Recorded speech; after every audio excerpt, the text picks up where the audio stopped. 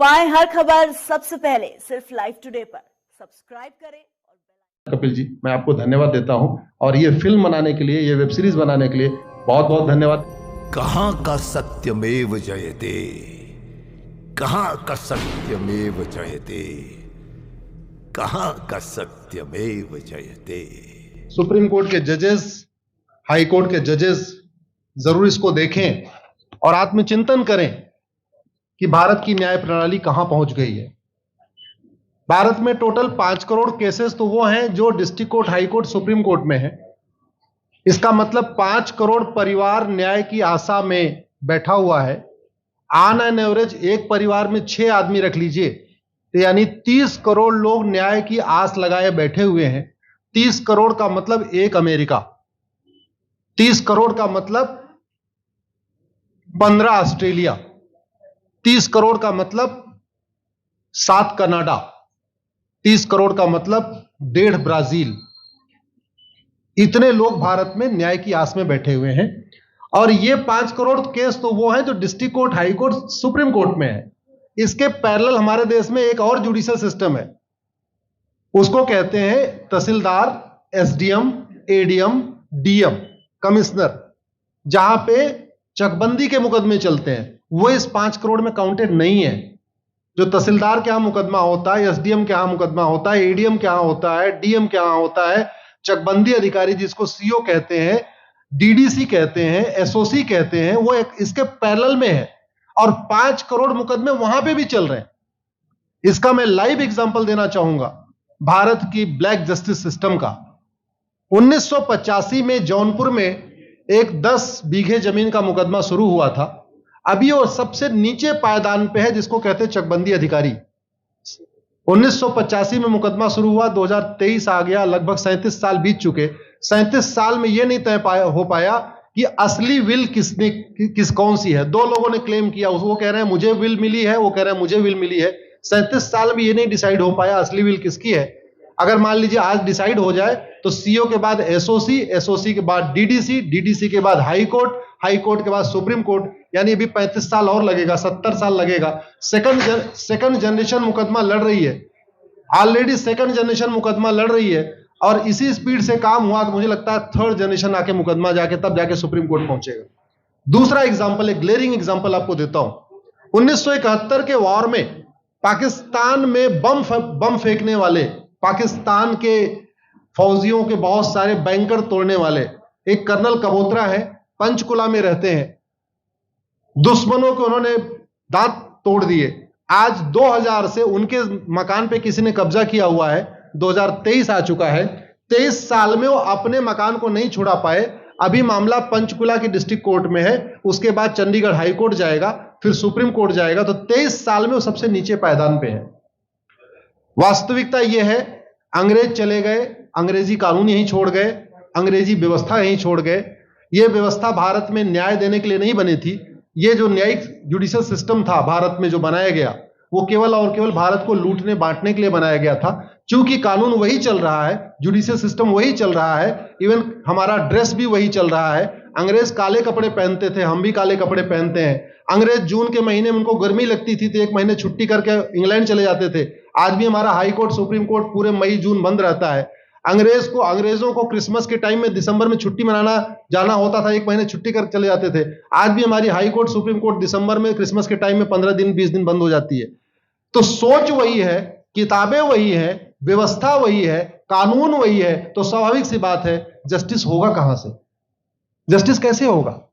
हम 2023 में 1860 का इंडियन पिनल कोड लेके घूम रहे, 1861 का पुलिस एक्ट लेके घूम रहे, गवाहों के बयान 1872 के कानून से हो रहे। हमने सब कुछ वर्ल्ड क्लास कर लिया, लेकिन अपने जस्टिस सिस्टम को कंपेयर करने की कोशिश ही नहीं किया। जितने में एक एयरपोर्ट बनता है, एक एयरपोर्ट बनाने में 25,000 करोड़ की लागत आती है। अगर हमारी सरकारों ने एक एयरपोर्ट की कीमत जुडिशियल सिस्टम पे खर्च कर दिया होता तो हमारी न्यायिक व्यवस्था अच्छी हो गई होती। आज घटिया, चूंकि अकाउंटेबिलिटी नहीं है, जुडिशियल सिस्टम में कोई अकाउंटेबिलिटी नहीं है, किसी के साथ न्याय हो जाए अन्याय हो जाए कोई फर्क नहीं पड़ता। निर्दोष को जेल हो जाए, जज की कोई अकाउंटेबिलिटी नहीं, दोषी को बेल हो जाए, जज की कोई अकाउंटेबिलिटी नहीं। लाखों लाख लोग जेल में सड़ रहे हैं, लाखों धोखेबाज भ्रष्टाचारी बाहर घूम रहे हैं। मूल कारण है ब्लैक जस्टिस सिस्टम। आपने बहुत अच्छा आपने इस पे वेब सीरीज बनाया है, और इस देश में world class airport, world class highway, world class shopping mall, सब कुछ वर्ल्ड क्लास बना लिया। इनफैक्ट अपना मोबाइल का डेटा सुरक्षित रखने के लिए हमारे सांसद, विधायक, जज आईफोन भी यूज करते हैं। अमेरिका का आईफोन यूज करते हैं हमारा डेटा सुरक्षित हो जाए, लेकिन भारत सुरक्षित हो जाए उसके लिए यह नहीं देखते कि जापान में कौन सा कानून है, अमेरिका में कौन सा कानून है, सिंगापुर में क्या अच्छा चल रहा है। कनाडा में रेंट का मामला एक डेट में खत्म होता है। सिंगापुर में अभी कुछ दिन पहले एक व्यक्ति के पास 900 ग्राम गांजा पाया गया, उसको फांसी हुई है। दोबारा वहां ड्रग स्मगलिंग होगी क्या? तो भारत में चाहे वो ड्रग स्मगलिंग है, माफिया राज है, ह्यूमन ट्रैफिकिंग है, इन सब के लिए हमारा जस्टिस सिस्टम जिम्मेदार है। कोई भी अपराध होता है उसमें दो पक्ष होता है, एक पीड़ित, एक अपराध करने वाला। जो पीड़ित होता है वो चाहता है जल्दी उसको न्याय मिल जाए, अपराध करने वाला चाहता है मुकदमा लंबा चले। भारत का न्यायिक सिस्टम अपराध करने वाले के साथ खड़ा है। बलात्कारी चाहता है उसका मुकदमा 30 साल चले, और मुकदमा 30 साल चलता है। भू माफिया चाहता है कि गरीब की जमीन पे कब्जा कर ले, उसका मुकदमा 50 साल चले, और आज की डेट में मुकदमा 50 साल चल रहा है। इसका मतलब वर्तमान न्यायिक सिस्टम बलात्कारी के पक्ष में है, भू माफिया के पक्ष में है, ड्रग स्मगलर के पक्ष में है, ह्यूमन ट्रैफिकर के पक्ष में है, नक्सलियों के पक्ष में है, माओवादियों के पक्ष में है, जो लोग देश विरोधी काम कर रहे हैं उनके पक्ष में है। 40 साल 50 साल के बाद किसी व्यक्ति ने मिलावट करके लोगों का स्वास्थ्य खराब कर दिया, उसको 50 साल के बाद सजा हो रही है। इस बीच उसने कम से कम पता नहीं कितने लोगों का और भी कर दिया। तो ये जो जस्टिस सिस्टम होता है दवा की तरीके काम करता है। जैसे दवा अच्छी होती है बीमारी तुरंत ठीक हो जाती है, अगर दवा घटिया होती है तो बीमारी बढ़ जाती है। दवा खाने के बाद शरीर एज इट इज नहीं रहता, या तो बीमारी ठीक होती है या तो बीमारी बढ़ती है। अगर कोई आदमी एक गांव में किसी के साथ कुछ गलत कर दे, उसको 6 महीने के अंदर सजा हो जाए, साल भर के अंदर हो जाए, दूसरा अपराध वहां नहीं होगा। लेकिन अगर उस व्यक्ति को पनिशमेंट नहीं मिला तो स्वाभाविक सी बात है उसने उसको और मोटिवेट कर दिया। कहते नहीं ऐसे बुखार है, तुरंत 2 गोली खाइए बुखार ठीक हो गया, लेकिन अगर आपने दवा नहीं खाई या गलत दवा खा लिया तो टाइफाइड होगा या निमोनिया होगा। दुर्भाग्यवश ये हमारा जस्टिस सिस्टम यही कर रहा है। आज की डेट में जितनी समस्याएं हैं, चाहे वो घूसखोरी है, जमाखोरी है, मिलावटखोरी है, कालाबाजारी है, नशा तस्करी है, मानव तस्करी है, सोना तस्करी है, ड्रग स्मगलिंग है, या नक्सलवाद है, या माओवाद है, या कट्टरवाद है, जो भी समस्याएं हैं, उसका एक बहुत बड़ा कारण यह है कि हमारा जस्टिस सिस्टम उसको टैकल नहीं कर पा रहा है, उसको पकड़ नहीं पा रहा है, और इसीलिए भारत में अराजकता है। मैं तो इतने जानता हूं, ऐसी कोई बीमारी नहीं जिसकी कोई दवाई नहीं, ऐसी कोई समस्या नहीं जिसका कोई समाधान नहीं। हम हर चीज के लिए बाहर से चीजें खरीदते हैं, तो हम ये क्यों नहीं देख रहे हैं कि आखिर चाइना का जस्टिस सिस्टम कैसा है, सिंगापुर का कैसा है, कनाडा का कैसा है, फ्रांस का कैसा है, और अमेरिका का कैसा है। हम क्यों नहीं बेस्ट प्रैक्टिसेस उनकी अडॉप्ट कर लेते। दुनिया के कई देशों ने नार्को पॉलीग्राफ ब्रेन मैपिंग कानून बना दिया। मेरी बहन दीपिका नारायण बैठी हुई है, ये लगातार फॉल्स केसेस के खिलाफ, इनको मैं देखता रहता हूं, एक्टिव रहती है। एक कानून बन जाए नार्को पॉलीग्राफ ब्रेन मैपिंग, और कंप्लेन पे अंडरटेकिंग ले लिया जाए कि जो कुछ मैं शिकायत कर रहा हूं इसके लिए मैं अपना नार्को पॉलीग्राफ ब्रेन मैपिंग कराने के लिए तैयार हूं, हजारों की संख्या में फेक केसेस खुद ही खत्म हो जाएंगे। आज की डेट में लोग जुडिशरी की लापरवाही के साथ साथ फर्जी केस से परेशान है, फर्जी गवाही से परेशान है, फर्जी एफआईआर से परेशान है, हजारों परिवार परेशान है। कई बार देखा गया कि जो फैमिली के केसेस होते हैं उसमें कितने सारे फेक केसेस भी आ रहे हैं। तो जो वास्तव में दोषी हैं उनको पनिशमेंट नहीं मिल पा रहा है, जो निर्दोष हैं उनके खिलाफ फर्जी केसेस हो रहे हैं। आज की डेट में गांव में एक दबंग अगर जमीन कब्जा कर लेता है, किसी की हिम्मत नहीं पड़ती उसके खिलाफ कोई गवाही दे दे। लोगों को अपनी जमीन छुड़ाने में 30 साल लड़ना पड़ रहा है, 35 साल लड़ना पड़ रहा है। अगर 30 साल 35 साल के बाद कक्कड़ जी उसको अपनी जमीन मिल भी गई तो उसके साथ न्याय कहां हुआ? 35 साल में उसका टाइम बर्बाद हो गया, 35 साल में उसका पैसा बर्बाद हो गया, 35 साल वो मेंटल ट्रॉमा में रहा, 35 साल उसने तारीख पे तारीख झेली है। और मैं तो डिस्ट्रिक्ट कोर्ट में कई बार जाके देखा, ऐसे परिवारों को देखता हूं जिनके पास बस से आने के लिए पैसा नहीं है, साइकिल से आते हैं। ऐसे परिवारों को देखता हूं जो चाय नहीं पी सकते अपने पैसे से, बेचारे घर से रोटी बांध के और अचार लेके आते हैं, लेकिन वहां मजबूरी में वकील को पैसा देते हैं। तो हमारी कोर्ट कचहरी वास्तव में दलाली का अड्डा बन गया है। हमारी कोर्ट कचहरी भ्रष्टाचार का अड्डा बन गया है। और मैं दुख के साथ कहना चाहूंगा, अदालतों में न्याय हो नहीं रहा है, बल्कि न्याय बिक रहा है। जिनके पास पैसा है, वो कि उन्होंने कितना बड़ा क्राइम किया हो, मर्डर किया हो, रेप किया हो, उनको जमानत हो रही है।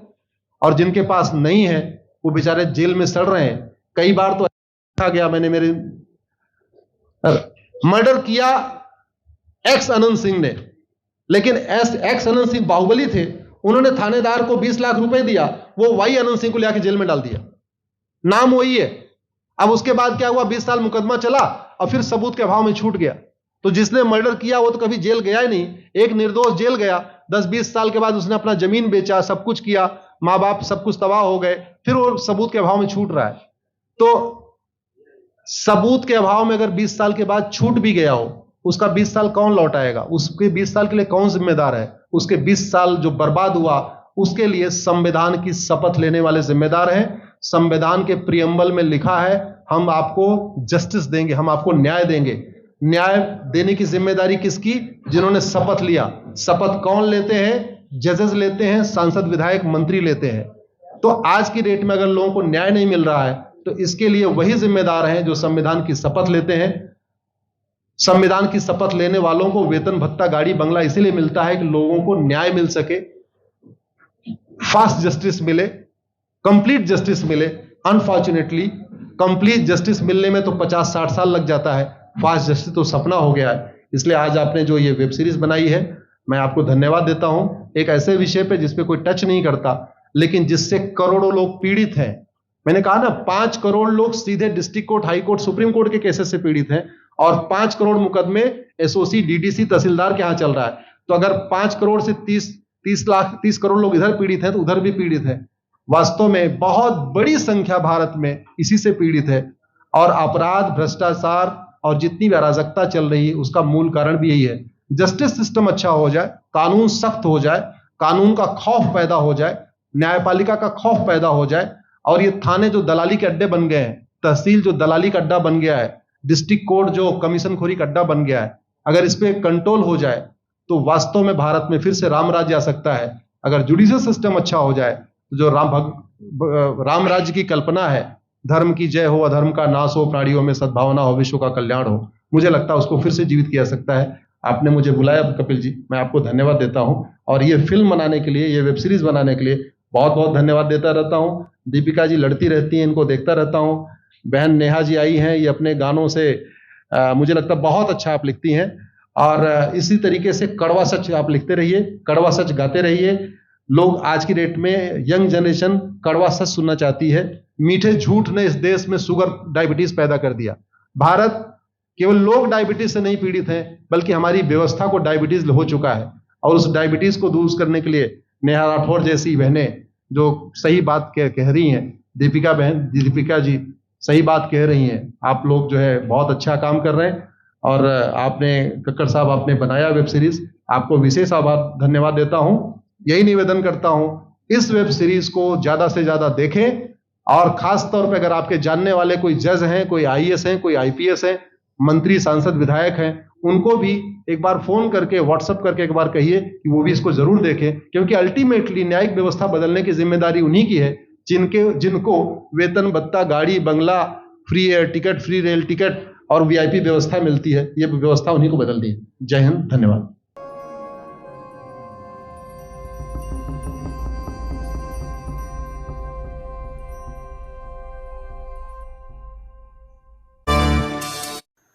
पाएं हर खबर सबसे पहले सिर्फ लाइव टुडे पर।